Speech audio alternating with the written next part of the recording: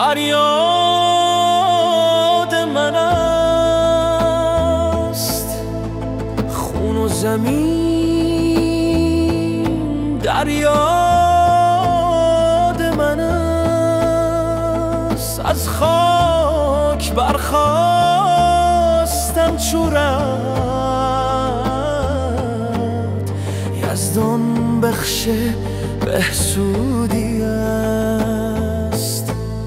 شمشیرم از نور و ایمان، صدایم از دل طوفان، تا کوه هست و تا جان